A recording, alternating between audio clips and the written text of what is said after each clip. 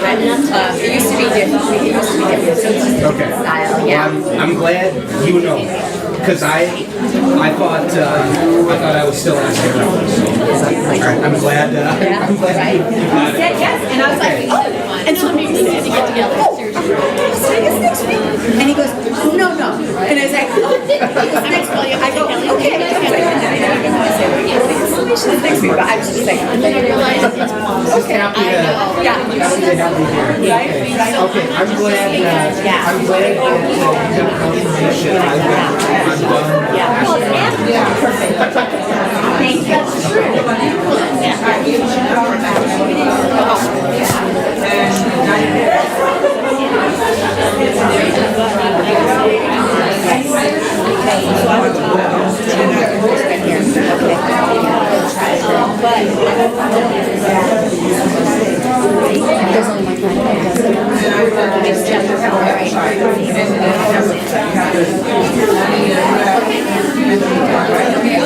We'll do it right in front.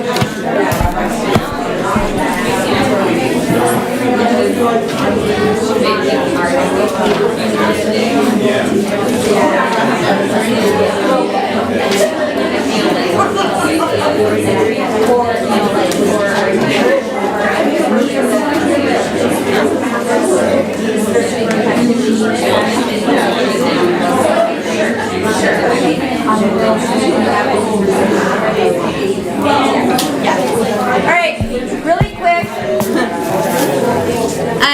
Okay, one thing we forgot to do, and I apologize that we're going to go back to it. I just need your consensus really quick. So we do have someone on the ballot for spiritual growth, and so there's 2 people. So if you guys don't mind, we're just going to, we're just going to do, yeah, okay, Barb's like going to back down.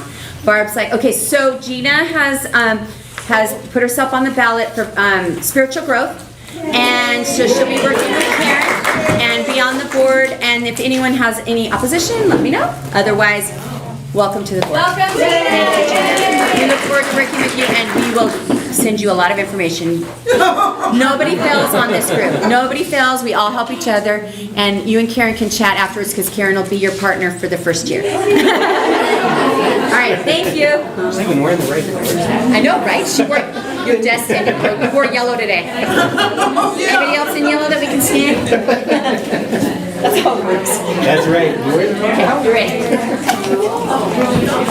All right, good morning. It is a privilege to be here today. So as was mentioned already, we're the Heckendorfs. I'm Joel, this is my wife Mary. I will apologize, I sent in the title for this as Home Is. I changed it to Home Means. Nice. And some people local would know why. Home means Nevada. Home means Nevada. So for all you Californians, Home means Nevada is our state slogan. It's on our license plates. It's our song, and so Home means Nevada. So we're at Light of the Valleys in Reno, Nevada. Here's a little bit of our family. So my wife can introduce our family. It's a little old. A couple months old. Yes. So we have we've been blessed with 3 children biologically, and now 2 bonus children through marriage. So this is a picture from a wedding this last September, my husband and I. And then if you look to the left, our daughter Alyssa is wearing the red dress, and she is married to, her husband is Justin Schrader. He's currently in his very last year at the seminary. So if you have a vacancy at your congregation, you may be someone who, if you're going to get a graduate, he may be assigned. He is, like I said, in his last year at the seminary. They have been blessed this last July with a baby girl, my first granddaughter. She is so stinking cute. Yes, thank you. Her name is Elaine. And then on the other side, on the left side, is our son Caleb. He is currently in his 2nd year at the seminary, and he's married to Claire, is the name of his wife. She's a tutor at Luther Prep School this year, and so she's finishing her 2nd year. They are also expecting grandbaby number 2 coming. And then he'll be vicaring, which is like an intern year, this next year. And then in the middle is our son Connor. Connor is currently a senior at Martin Luther College, and he is also pastor track. So all 3 of them are studying to be pastors. And so he'll graduate this May, and then he'll continue on at Wisconsin Lutheran Seminary. So that's a little bit about us. So as far as home means, and we'll just talk a little bit why this is fitting for us. Our homes growing up were not here. But how this fits into what we're looking at today, and your theme verse from Isaiah about the desert being parched. We'll come back to that. But I grew up on a dairy farm in southeastern Wisconsin. In fact, I connected with someone from my small town of Jackson, Wisconsin. When I grew up, it was 1,800 people there, and so I was from I was the 6th generation on that farm, and but then so that's where I grew up, just near the seminary. My wife is a native to this district. She's an Arizonan, having spent time in Flagstaff until you were 12, and then Tucson after that. But then as far as our life together, so in most or all the time in Wisconsin. So I vicared in a place called St. Matthew, Appleton, Wisconsin. And then I got assigned to Schofield or Wausau, Wisconsin. And then I told my wife I would never take a call unless I could sell the snowblower. And I moved to, and we took a call to Appleton, Wisconsin again. And I kept the snowblower. But, and so our whole life was my whole life was 150 miles of a radius. And then 7.5 years ago, took the call to be the mission planter at Reno, Nevada, to start Light of the Valleys Lutheran Church there. And so, what do you know about Reno? Reno, what do you know about Reno? Just skiing and All right, there's skiing. That's the positive, right? It's only a 45-minute drive to Lake Tahoe. It's only a 45-minute. You must have been talking to my wife. Right. You went to school at Tahoe? Really? All right. they've got a really good sushi place. They do have all-you-can-eat sushi in the middle of the desert. Yes, they do. But so there's lots of neat places. You can see the slogan there, the biggest little city in the world. I would say that fits. Vegas has the nickname of Sin City.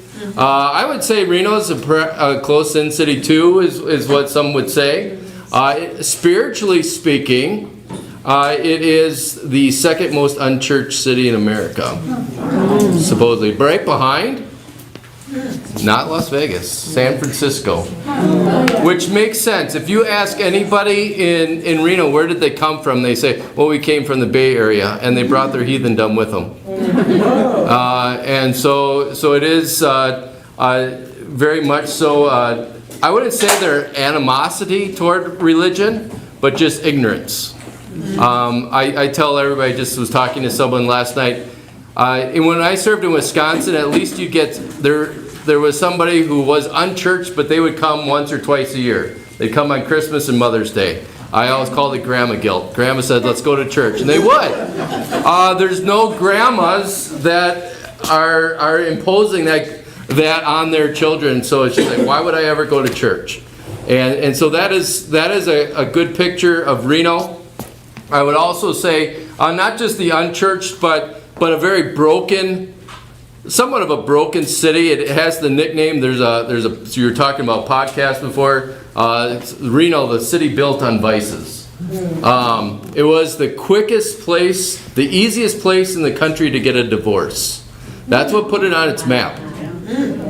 People would come there, they could get women especially could come and file a divorce easily against their husbands. They said they'd throw their rings into the Truckee River, which runs right downtown Reno. So that was what it was known for, and put on the map. And then gambling and all that type of thing too. We're not that today, where gambling is not much of our economy, but it is still kind of has that escape place mentality.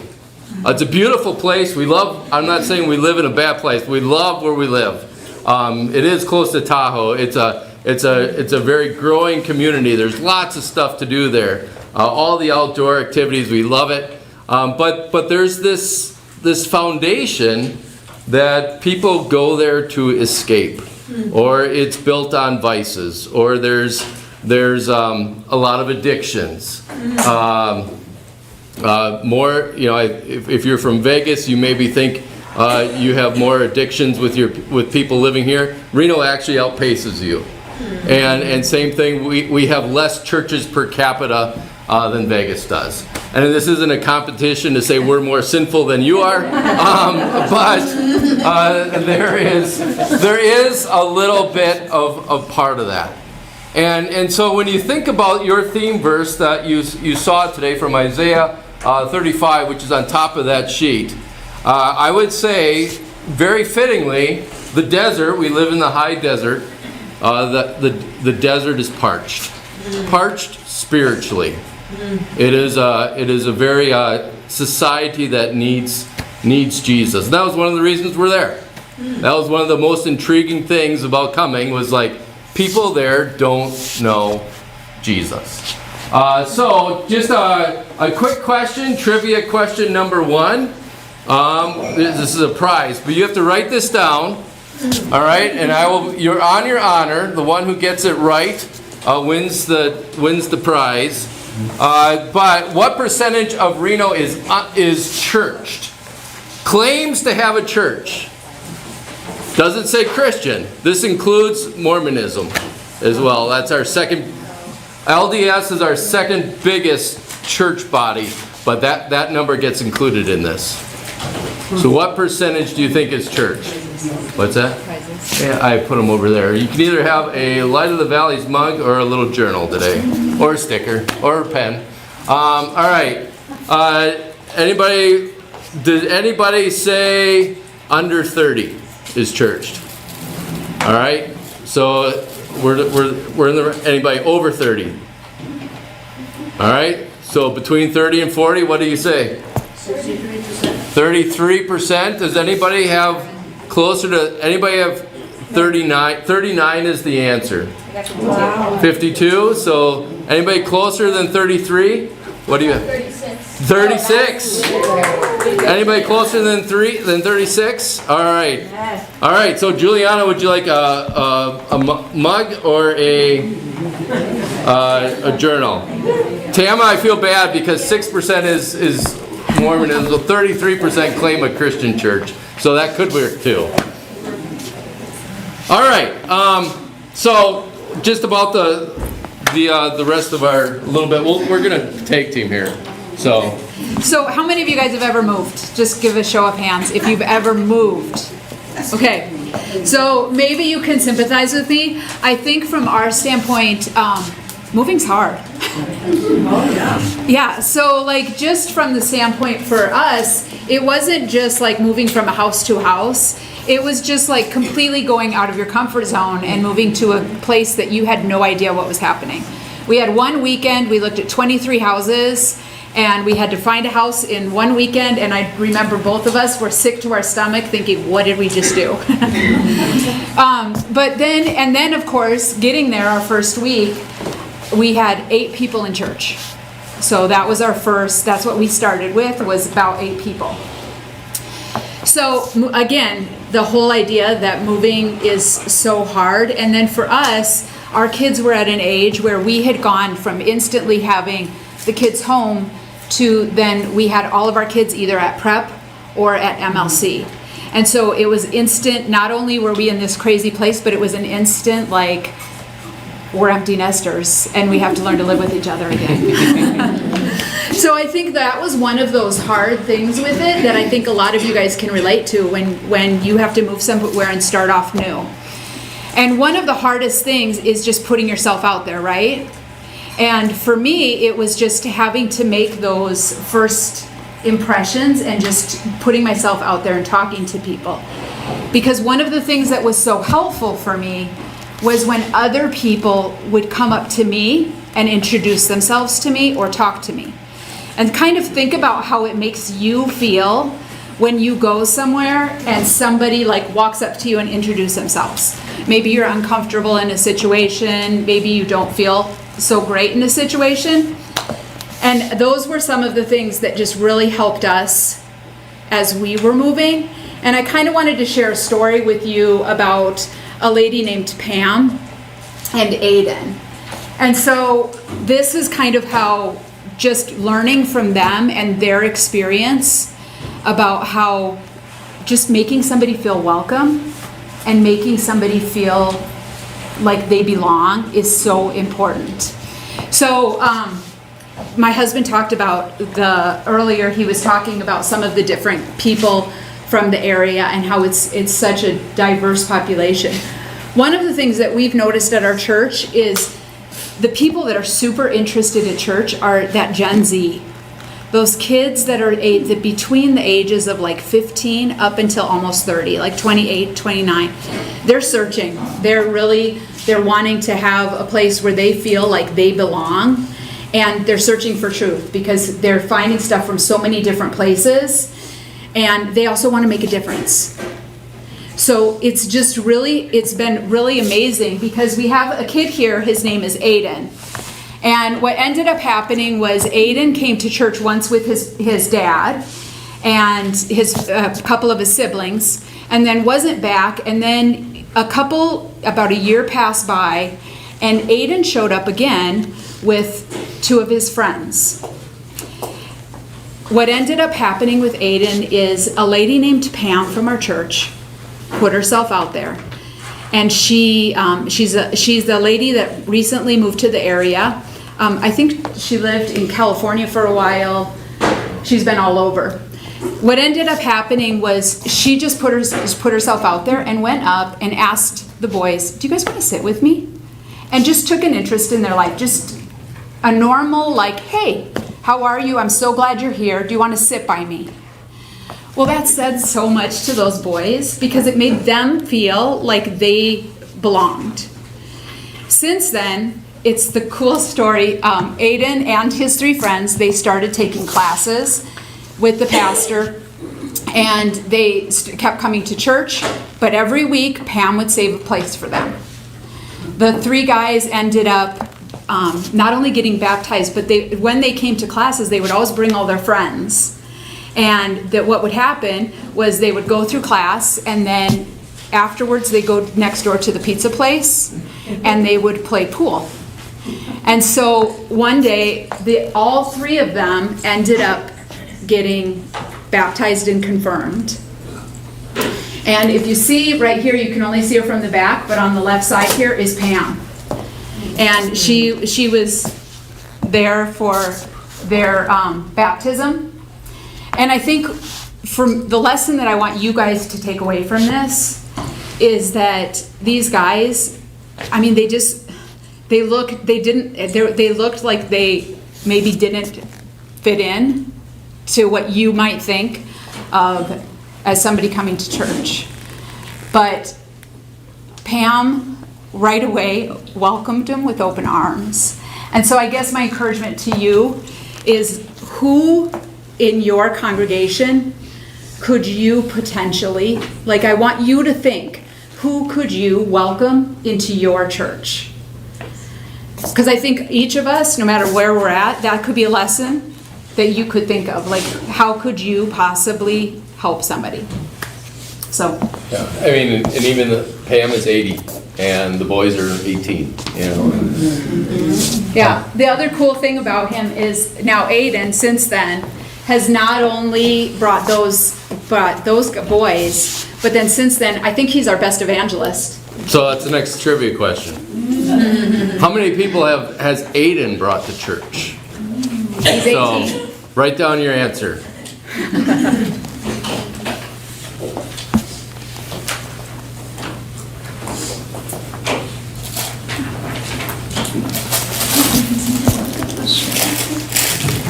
All right, did anybody say 9? Did you? Oh, we got 2 9ers. All right. So, I think, well, all right, we might be a short one, but we'll go for it. Yep, no, we'll. Somebody's going to get a pen at the end.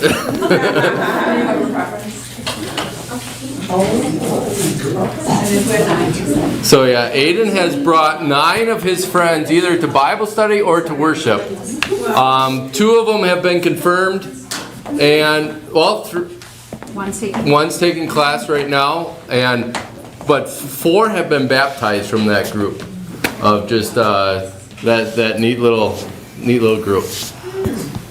All right. Next story. I just want to talk a little bit about the guy in the flannel shirt there. I don't have a great picture of him, a headshot, but that's his name is Bill. This is him serving. We serve at a veterans guest house once a month, where it's like a VA hospital where people come from all over Nevada to get treatment. It's kind of like a Ronald McDonald House for veterans and their families, and so then we serve a meal there, and he's heading that up for us now. But the way that Bill came to us, so in 2019, we had a hit on our website from a woman named Nicola, and she was like, how do you study the Bible? Or there was a question on our website about how to study the Bible, and I emailed her response right away. Did not hear from Nicola for a long time after that. 2020, something happened.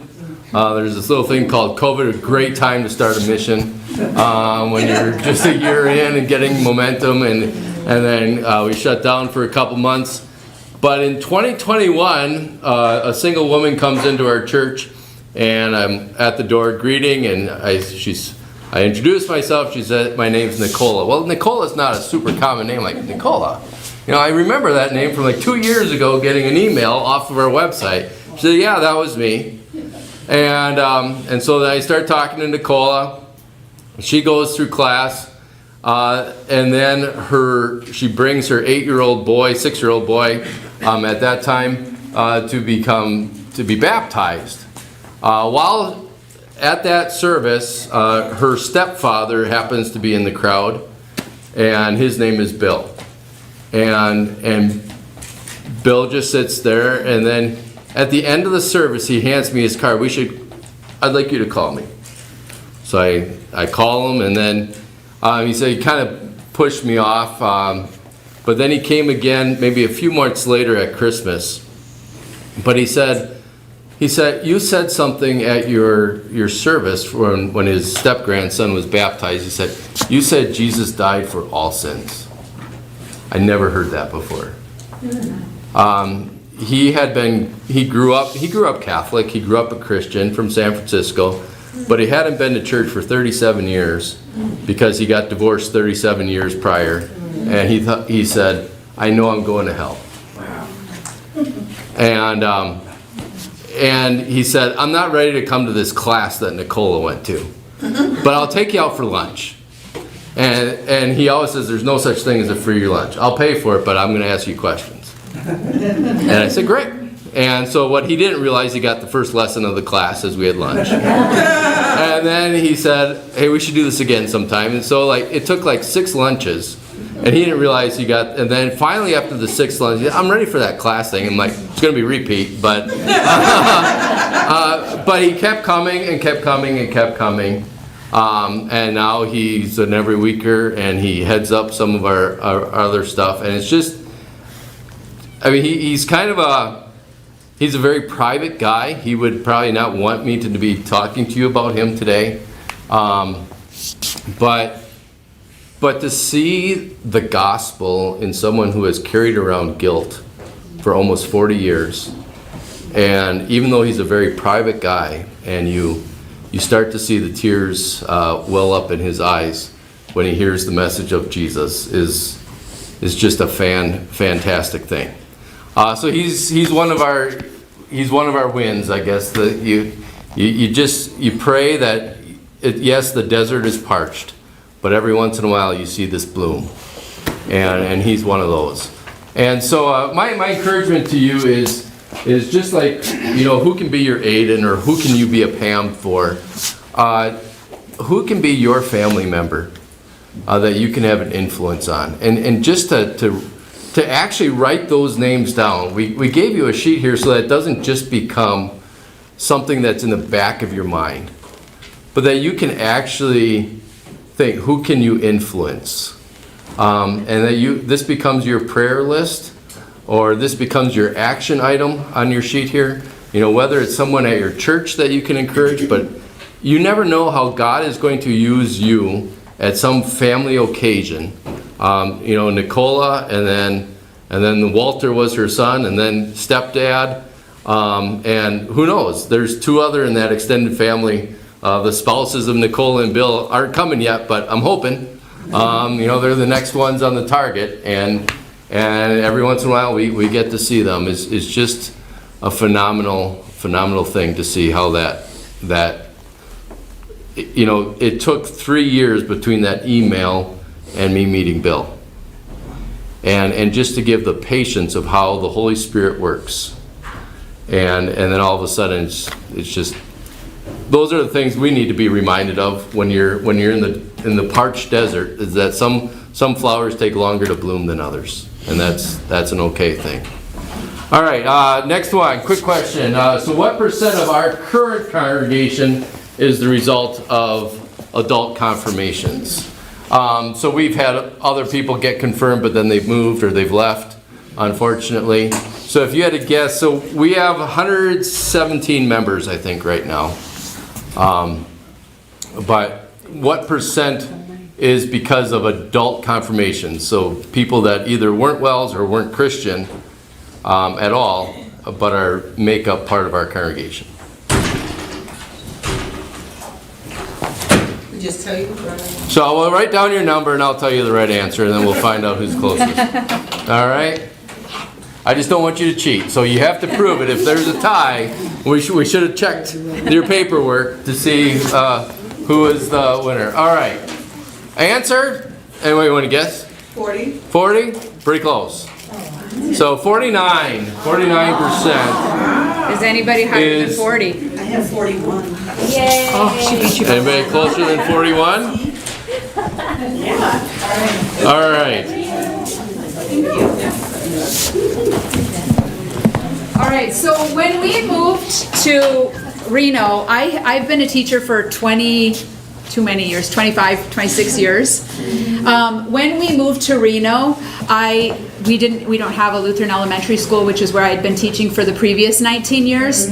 So I went ahead and got a job at the public school system there, partly because we were trying to find different ways that we could get to know people. And that was a way that I felt like I could serve and get to know as many people in the community as possible. So I was fortunate enough to get a job with the Washoe County School District. While I was teaching there, I had a lot of different connections with people, but unfortunately in the public school system, I can never talk to my students about my faith unless they specifically ask. So for example, at the beginning of every year, I would always introduce myself and I would say, my husband is a pastor. Just waiting for somebody to say, what's a pastor? Which I would usually get. And so, yeah, unfortunately, a lot of those kids, they always thought that a pastor was, one kid knew a pastor only because it was a character from The Simpsons who wears a dress and yells. So they're like, oh, I've seen this. Haven't you guys ever seen The Simpsons? That's what a pastor is. And I had to say, no, that's not. Sometimes he yells like that. But I kind of had to explain that's actually what a pastor is. And so then I said, well, he gets to tell people about Jesus. And then they can then ask me, who is Jesus? On average, I would have about 4 students per year that considered themselves Christian, and that wouldn't always be 4 kids that would go to church regularly. So 4 out of 30 would roughly be about what my classes were. But through that, I did get to have a lot of connections. And one day I was on a field trip. We were taking a field trip to the middle school, and I had 2 parents that asked what my husband did. And so, of course, I'm talking to him about how he's a pastor, and we started a church. And over the course of the conversation, which would happen often, a lot of, like my husband said earlier, there's that apathetic attitude where it's more like, you do you. That's awesome that your husband's a pastor, but that's not for me. But these 2 women kind of showed an active interest. And we talked about church. I told them about when our service times were, and then didn't hear much about it for about 7 or 8 months. But then they actually came back to a soccer camp that we had. We have a soccer camp that has about 125 kids that come every summer. This is our 5th year that we'll be doing it. And then again, at the camp, they got to meet my husband, see that he was a normal person. And they started, then what ended up happening is this family, the Pattisons, started to actually come to worship. And they weren't able to ever come on Sundays, but we have a service on Thursday nights. It's very, very small, but it happened to work with their schedule. They started coming, they started taking classes, and then what ended up happening is the dad had already been baptized when he was a child, but the mom, Shemay, and her 3 daughters, so Shaylin, the one that's being baptized in the picture, was actually in my class, and that's how I kind of got to know the family. And then the other 2 daughters and the mom were all baptized and now have become confirmed members of church. And so there again, I guess the challenge for you with that is, who are the people maybe in your own workplace or your community? And just by putting yourself out there and maybe just talking to people and saying what that you go to church, or inviting them to church. That's such an important thing that anybody can do. You can invite anybody to church who you know. And just sometimes I know it's uncomfortable and you feel a little bit awkward, but just having them see you and the joy that it brings in your life can make such an impact. So that would be my encouragement. All right, one more trivia. She mentioned the husband was baptized. That is true, but that was the only time he had ever been in church in his life. Was when he was baptized as a 3-year-old, I believe. So he was raw, but also, she kind of mentioned about the generation thing. What really sparked that family, not only was it my wife's connection to the mom, but the teenage girl, she's now a junior in high school, she really convinced her parents that I think we should go find a church. And so she was one of the people that really God used to solidify that, them at least checking us out. All right, so you saw the picture of the baptisms there. I don't know if you saw the other picture. So you have the 3 guys in black, the teenagers getting baptized. Those are only 2 weeks apart, and our congregation was like, it was just kind of, and then all the 4 ladies all wore white, so it was just kind of a funny 2-week exchange in our congregation that time. But as far as adult baptisms, I just was talking to someone this past week I was at a congregation, and they were talking about how their father is a member at a church in Wisconsin. He saw his first adult baptism, and he's 86 years old. He had never seen an adult baptism in his congregation, even though he was lifelong well. And I would say, I had baptized a few adults in my years in Wisconsin, but nothing like out here, just because there's not that grandma guilt. You got to take your baby to get baptized, right? So how many adult baptisms do you think have happened so we've been there a little over 7 years. LOV is Light of the Valleys, so we forget the T and we just call it love. All right, so you have one more chance. So you have 2 trivia questions, so if you want to write down your answer, this is anybody over age 13 we'll call an adult. So I'm cheating here a little bit, maybe. Over 7 years. Over 7 years? Over 13. Over the course of 7 years. Okay. Yeah. Correct. All right. Answer is 16. Anybody have 16? Close. I know you probably way overshot on this one, but you had 17? Anybody closer than 17?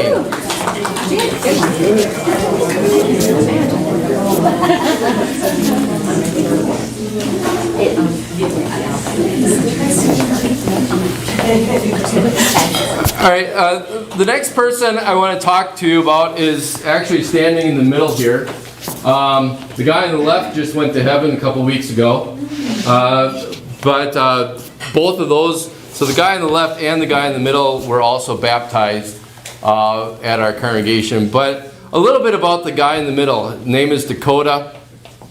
He's an interesting guy. He was brought to us by a friend. They met in prison.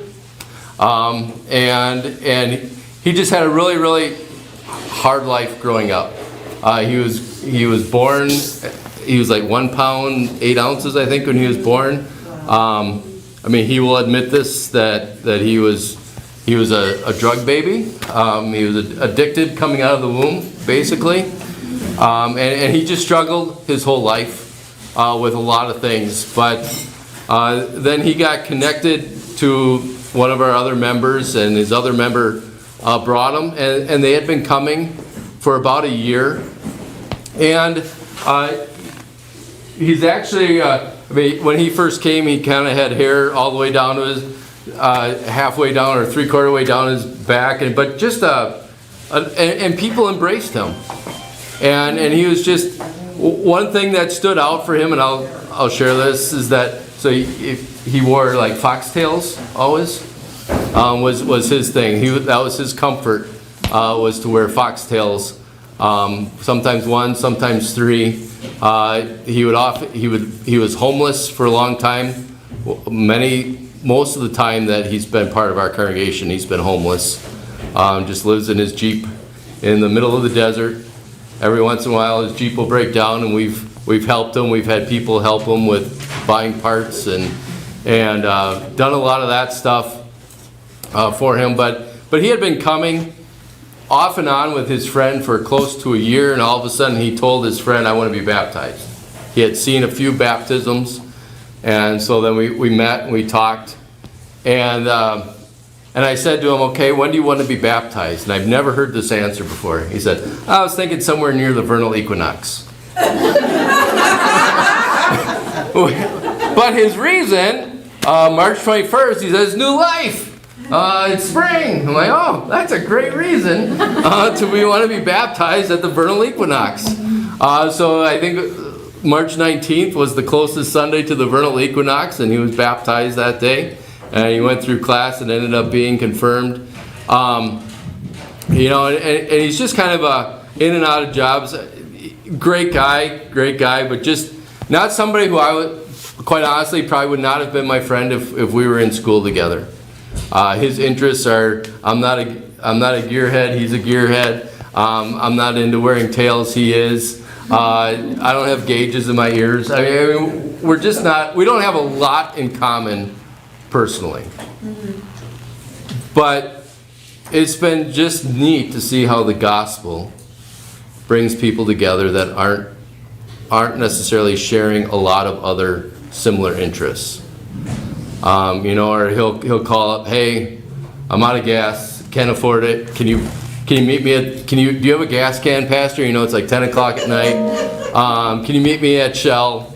I'm like, "Yeah, I can meet you." And I'll go to his Jeep in the middle of the desert, and that also has foxtails hanging down from the bottom of it, but he's got our little logo sticker on his gas tank with Light of the Valleys. I'm like, that's awesome. Or just a couple weeks ago, we had kind of lost touch of him. He was very faithful, and then he was homeless for a while. Then he moved to, his dad died, and he moved to Colorado for his brother, but now he's back. And so I don't always see him every week anymore, but he's still around, and it's just neat. Couple this fall, we were downtown Reno giving, my wife's relatives were visiting us, so we're walking down, and who's skateboarding in the middle of downtown? "Hey, Dakota," and then he gives me his new phone number, because every 6 or 9 months we lose his phone number, and but just to have that, maybe it's not an every week relationship right now, but he's still connected, and every once in a while I'll get a phone call, or I'll hear him run into somebody else, and just that joy of knowing that the gospel isn't just for people that are always like us. And that's not to say one's better or worse, but it's just, that's been one of the neat things I think about moving to where we are. That it it is broken people, or it is people that had a hard upbringing, or it is people that maybe didn't grow up. I mean, we were both blessed to go through, I never knew not being a Christian, and we both went to Lutheran elementary schools, and we both went to Lutheran high schools, and we both went to Lutheran colleges. And, I could grow up going to church with there's my cousin, and there's my other cousin, and there's my uncle, and there's my grandparents. I had that big family thing growing up, and just to see how God uses places like this or anywhere where there's so many transient people, and then all of a sudden your paths cross. And that's something to keep our eyes open for you as well. And I don't know how to say this nicely, but that's my encouragement for you is just to pray that God gives you a chance to witness to someone who's maybe not like you. Whether it's your age, whether it's your demographic, whatever it is. Because one of the things that makes me cringe, like, I think we can easily fall into this temptation, like, you meet someone, you're like, well, they're not a church person. What do you mean? What do we mean by that? I've caught I don't think they would ever come to church. Or someone visits your church and you're like, oh, they would be great for our church. Why? They're all great for our church. They're all great for the Holy Christian Church. And you look at Jesus' life, and he didn't hang out with church people a whole lot. And that's what caught the attention of the church people. And so as you come across people that, for whatever reason, they're not like you, it takes maybe extra effort. It takes a little bit of an open arms, embracing, but also to know that we're not like people either. And we're not like Jesus. And yet he embraced us. And so just make that one of your prayers, that God gives you an opportunity to welcome someone into your home. Here's a question for you. What percentage of oranges did I have in my scoop of fruit salad this morning? I just made this slide, by the way. This is a true answer. You get a pen. You get a pen. It's not a real important There could be up question. to 3 correct answers. All right. I'm going to round up. But answer is 29%. All right. I had 14 slices of fruit and I had 4 slices of oranges, so 2 out of 7 is 29%. What's the big deal about that? Anybody who's closest to 29%? 22? Anybody closer than 22? 25? Who had 25? Oh, Tam already won though. Tam already won. But do you ever think about that? There's a point to that question, is what is the body of Christ, right? It's like a fruit salad. What is heaven? We talk about heaven as being every tribe, nation, language, people. People that aren't always just like us. And what a joy. That is part of the joy of heaven. And that it aren't people like me. Thank God, right? But just to celebrate the fruit saladness of the church is a beautiful thing. And to rejoice over that. And so as we think about maybe in your own circle, your own family, your own community, your own world, how the desert seems so parched, Christianity seems so barren in our world today, and yet the Lord is causing things to bloom, and that should give us all a huge smile on our face. And when you look at that theme verse for today, Isaiah 35, it starts off, the desert is parched, but we will rejoice. We rejoice when we see it bloom. And maybe just want to share that last story about perhaps the most joyful person in our congregation is a dear sweet lady, Rosa. Rosa found us because she happened to go to a Light of the Valleys church in California, and she moved to Reno and she thought we were the same. We aren't, but it's how God used our name to find us. And I don't know what stories. I mean, we could talk the rest of the day. We can talk over lunch all about Rosa's stories, but Rosa is she's just an amazing lady. She's constantly encouraging. Whenever we usually talk about once a week on the phone, and every single time I talk to her, she's like, "Well, hello, First Lady." That's my first thing that endears me to her, because she calls me the First Lady. And then she goes on to talk about all the ways that she's been blessed that week by God. And just to like hear her, she's 88 years old, and just to hear her encouraging, and I've never heard anything negative come out of her mouth ever. right. So she was unemployed when she came by us. Well, she's 88, but it's kind of a sad story. She had a grandson that was taking care of her in California. He died of a surgery went bad, and it was like an appendectomy, and he died. And so she didn't have tons of money, and we helped her with some assistance, but then she got a job at Amazon at age 85. An envelope from one of her co-workers, one of our church envelopes, and it had $1 in it. She said, "Yeah, I told so-and-so about our church, and here's her offering."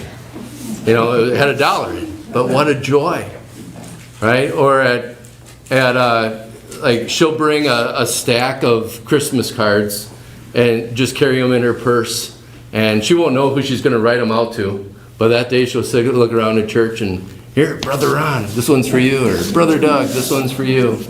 And just she just has this way of bringing a smile to everybody's face. We know Pam was very close to Aiden. So was Rosa.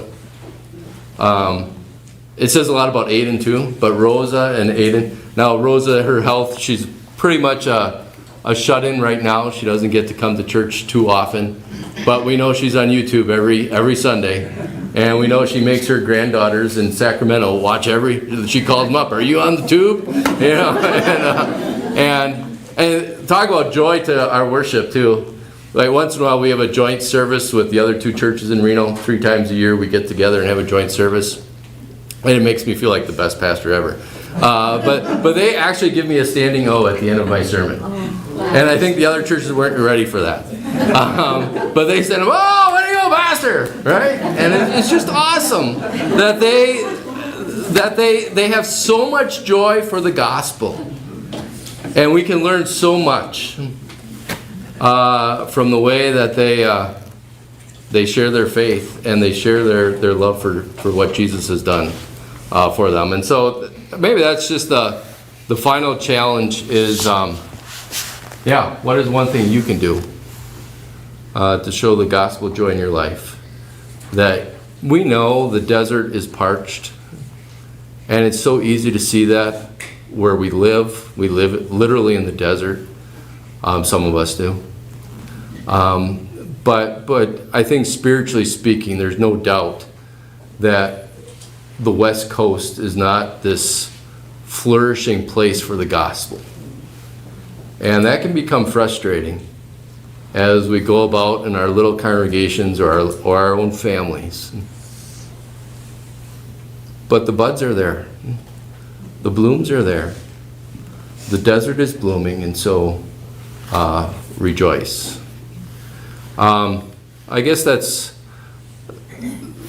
kind of just takes to that the ending is, home means Nevada. But even more than that, right? Home, we know that this place is not our final home. We're just tenting here. But home means heaven, where that joy never stops. So let's start showing that joy. You know, the Bible so often says we have eternal life.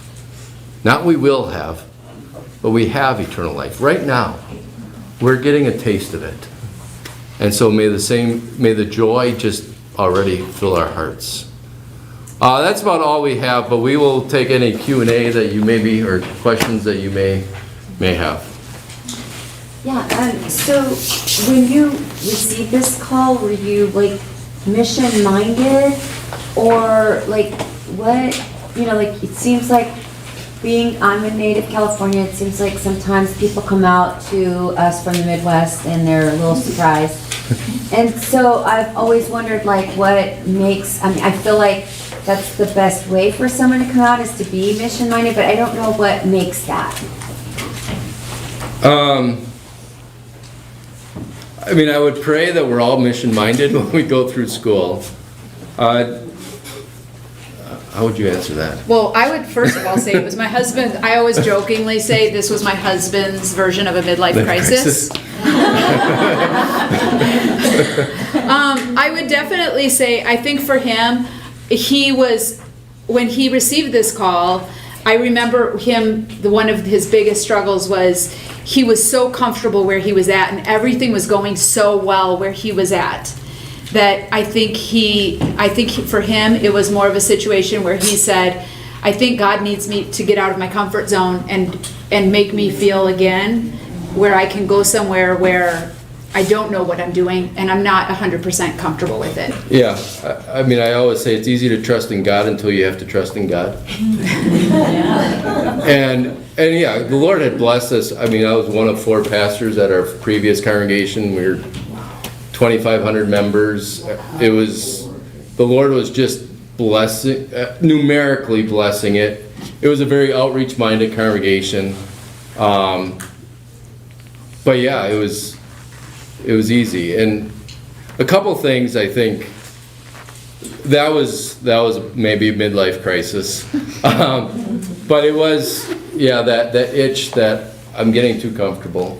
A few other things. We had a son that I was driving to drop him off at Luther Prep as a freshman, and we were talking on the way. I'm like, what do you think you want to be when you grow up? And he said, oh, I want to be a pastor. I said, you don't have to be. I don't want you to feel that. But I said, that's great if you do. I said, what kind of a church do you envision? And he said, a little bit of a smaller church. I said, what do you mean by that? He said, something like Bethany in Appleton, which is 800 people, 2 campuses. I'm like, this poor kid is going to get assigned somewhere and he's going to think a small church is Bethany Appleton. And so we came out and, she did say we were empty nesters, which is true. But they were able to come in summer. And then one of the best blessings for us was COVID, because then all of a sudden this became home for them. Or at least they got to spend an extended time in Reno, and it wasn't just a place where they visited. But one of the things that happened shortly after we got there, so we got there in December, Easter was end of March that year, I think, and my 2 boys came and they helped hang flyers on new movers' doors, and all of a sudden a week later, this old couple, the Youngs, they're both in heaven now, but they came to our church during the middle of the day on a Thursday and said, yeah, we got this flyer, and we saw some young kids hanging on our door, and we thought that's kind of cool. And to know that for my freshman and junior in high school, then to know that their service to the church brought this couple into our congregation. And now when I always say especially our younger son, he spent more summers. Our older son didn't come home as often, I think. But I think feels like he's a celebrity when he comes home now. And he plays piano for us in summer. And people are like, oh, Connor's here. I'm like, yeah. But they have embraced that family culture. And we loved our former congregation. They loved our former congregation. They were so thankful for the variety of situations they've had. But that was a big impact for why I took the call, is just partly was my kids, and I had never seen it. This is the first church under 1,000 that I've ever been a part of. I grew up in a church over 1,000. I vicared in a church over 1,000. I served in 2 churches over 1,000. And then our first service, they had started services 6 months before we got there, but our first service had 8, 4 of which, she didn't tell you this, 4 of which were our family. And we're like, And I remember calling the mission board chairman in Milwaukee. And I had we moved in December, we had to give all our mission plans for the next year in February, March. And I'm like, you guys approved this thinking it was gonna cost this much. As I do the work, I think it's gonna cost this much. If you don't think that's okay, send me back now. My old church is still vacant. And I was serious. I said, this is parched. I don't know how this is gonna work. And they said, no, we'll just trust that it's gonna happen. And so, yeah, it's just been neat. So, good question. I know I met the other people prior to you, and I thought that they were doing really well, you know, before, I guess, the church shut down and we restarted it. No, I'm the first guy there, so I'm not sure who you're talking Well, I'm about. thinking of the other one at Restart. How do you restart something? I mean, how do you, I know you canvassed, you went out and did that. Other than your family members, how do you get people, what event did you do that was big that brought people in? So just for clarification, we are a new plant. We were brand new. We weren't a restart. This church was a restart. So if you want to ask that specific question, the guy with the foundation shirt over there, it would be the great guy to ask. But we were extremely blessed. So there's 3 churches in Reno now. And the reason that came to be, the mother church of Reno in 1975 started. And about 2006 or 7, they said, we want 5 churches in the Reno area in 25 years. And so that became their vision as a congregation. And then they started a congregation in 2008 in partnership with Wells Home Missions, in partnership with people like LWMS. And they funded a bunch of it in partnership. And they started a church in 2008. When that church got big enough and built their own place, then they said, all right, it's time to move on to the next one. And so we're the 3rd person. So then they start up. So we're all about 20-25 minutes apart in Reno. But it was that partnership. So they provided some of the human resources when we were launching. If we would do an event, if we did art in the park or something like that, they would come and they would flip burgers for us. Or they would help canvas. And then they monetarily, go ahead. And then we also, one of the things that when we started, we said, could we just borrow some people for a year? That was huge. And so, just so that, and we said, I think it was like the 3rd Sunday of the month, we said, can we borrow people from your church to just worship with us for 1 year during that 3rd Sunday, so that can be the Sunday that we invite guests? Because you don't want to, I mean, it was hard to invite them to 8. Yes. The park idea, what was that? So that was just a community event that we did where we had just different stations set up. We had a photographer that had been visiting our church, and he had his little station where he would take pictures of people. If they'd leave their email address, he'd mail them, or he'd email them a picture, a way to give us contacts. We had another girl in the congregation who was a good artist, and she just kind of did a little art project with the kids. We had like 4 different art projects. We had another artist.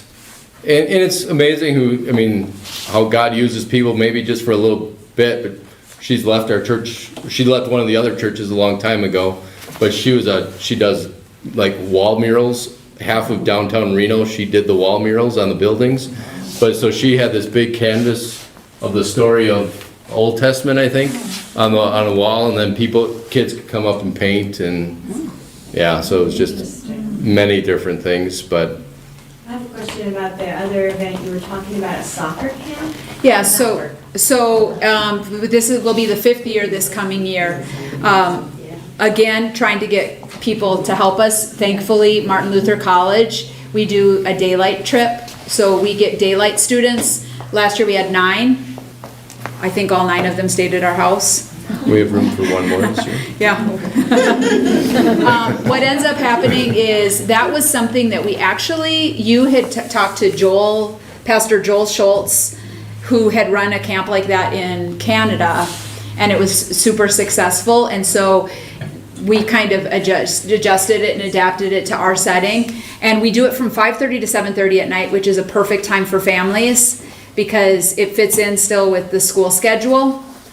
And then, it's turned out wonderfully for us. We have a lot of people that are interested, and at least, if nothing else, it gives us a very positive rapport in the community.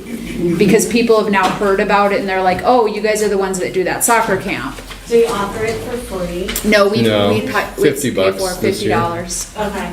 So, and that covers pretty much the cost of the camp. Yeah. Yeah, we grew, I mean, we have to rent the fields, and so a good problem is we grew from one field to having to rent two, so now we're losing money, but it's a good investment in ministry. So, yeah. So you just do it every night? No, we just do it one week out of the summer. Every June 1st through Yes. Monday to Thursday. Yes, only. It's like a VBS, so we get real soccer skills taught. Right. But then I go around to, there's like 6 stations, and I do about a 5 to 10 minute Bible story at each station. And then we get together at the end and we have a skit with some life message. Yeah. And then on the last night, we have a cookout where we invite all the family can come, and hot dogs and watermelon, everybody eats for free. Yeah. And chips. And then they just sign up for it. And that's actually huge because that gives a really great opportunity for people to make those connections. And then people in our church to be able to put themselves out there and just talk to people and just ask, how did the camp go? Yeah, and I would say there too, I was frustrated after the first 2 to 3 years because it's so much work for a little gain, you think. But then all of a sudden, she was the main contact for the family in white, but they came to soccer camp, which was another touch point. There's another girl. Or there's another girl that now you're starting to see, takes 3, 4, 5 years maybe to say, oh, hey, you see them around town, all of a sudden you see we give them a jersey, and all of a sudden, hey, that's my jersey, or they start to recognize that type of So you thing. did a Bible story with them? I do, very short. VBS/soccer. Yeah, they don't even realize they're getting Bible story time, but they are. Well, thank you very much. That Thank was you. amazing. I just want one more reminder. In your folder, these are the Heckendorfs. This is like, as long as I've been at LWMS, none of the BAMs have ever been able to speak for us, so I'm super excited that they were able to come. But they belong to us. We're supporting them for another year. So Thank you so much. The newsletter has a link to all of this, but it's in your folder. And we have a former board member who puts this together. So there's the envelopes are ready to go. If you want to drop them a note, a card, we do sometimes gift cards. Just whatever they might need is in this list. And then prayers are always the best. I should say, you don't have to take one, but about once a quarter, we have lots of friends of Light of the Valleys, we call them, who maybe support. I always say, if you want to start a mission, go from a big church to a little church. I've had so many financial blessings from my old church, or people have come out from my old church. Our first event, people from my old church came out and ran it for us. But so I send them this is our quarterly newsletter to our supporters that are outside of our church circles. But I left a stack back there if anybody's interested. Right. I didn't write it for this group, so understand that, but it's just a little update of some of the things happening. Oh, I love that. Let's pick it up on the way out. Kind of circles back to what Pastor Cox said this morning about how we're just a family, right? We're a family of believers. So we're going to now head back into church. We're going to have a closing devotion, installation of officers. So at that time, Gina will come up then. And then on your way out, Marin's put together a South American display of some mission artifacts. And then Kelly's always very loyal about putting up boards for some other mission things that are going on within LWMS. So take a peek at those. But when you get into church, don't sit. Right up to the front. Right up to the front. We're going to take that picture and then we'll sit down. And then food's coming. It's here. We just need to go finish up, and then we'll come back in for lunch, and then take our time or go quickly if that's what you need to do. Yeah, we did.